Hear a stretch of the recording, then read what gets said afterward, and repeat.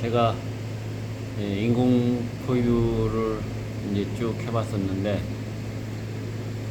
중요한 것은 분유의 양이겠죠. 하루에 몇 번 먹이냐는 뭐 두 번 먹을, 세 번 먹을 수도 있는데, 저 같은 경우는 하루에 세 번 먹습니다. 2리터씩 세 번. 딱 8주 동안. 8주 동안을 했었냐면, 750g이죠. 750g을 세 번씩 줄 때, 그러니까 250g씩 이렇게 줬었죠. 그렇게 세 번씩 줬을 때는 요 앞에 있는 요 놈처럼 이렇게 이마에 그 뭐랄까 곰팡이가 좀 쓸더라고요. 근데 저게 이제 더 이상 커지지는 않아요. 그리고 저 사료를 많이 먹으면은 저게 이제 없어져요. 그래서 제가 이제 요 놈도 역시 마찬가지로 8주까지는 먹고 그 다음부터는 이게 한 번만 먹이는 거죠. 요새 한 번 먹이면 대부분 애들이 다 세 마리 빼놓고는. 근데 이렇게 이제 그 뭐랄까 그 900g을 먹인 놈은 얘가 이제 4주가 좀 지났습니다. 거의 그 버짐 그러니까 그 곰팡이죠. 몸에 곰팡이 같은 게 안 들었습니다. 그 다음에 그 엄마한테 붙이면은 좀 문제가 되는 게, 엄마의 영양이 잘못되거나 이렇게 이제 그 온몸에 이제 곰팡이 쓰는 경우가 자주 나타납니다. 제가 이제 그 인공포유를 하게 된 주 원인이 뭐냐면, 그 엄마들하고 같이 있으면은 좋은 점도 있어요. 그렇지만은 그 세균, 바깥에 있는 그 세균들을, 그러니까 그 바이러스겠죠. 뭐 대장균, 뭐 세균, 뭐 이런 놈들을 제가 이길 자신이 없더라고요. 그래서 제가 인공포유로 완전히 전환시켰습니다.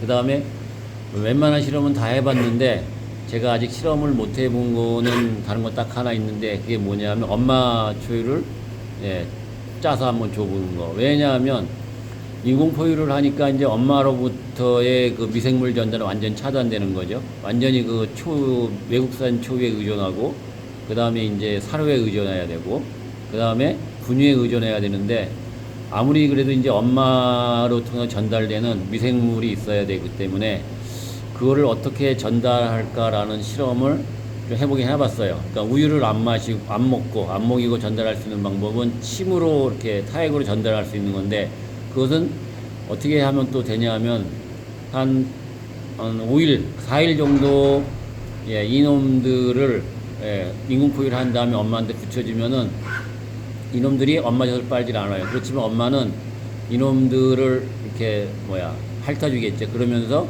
타액이 전달돼서 미생물이 전달되는 수도 있습니다. 근데 그게 어느 정도 양인지는 제가 알 수가 없습니다.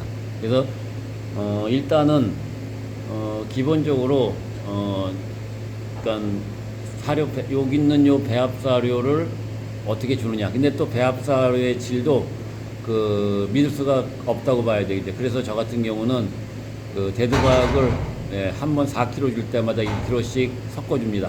그래서 이 놈들의 영양을 어느 정도 맞춰줍니다. 해보니까는 결국 미생물이 아니라 그 세균하고의 전쟁인데, 세균하고 전쟁에서 제가 졌다고 봐야 되겠죠.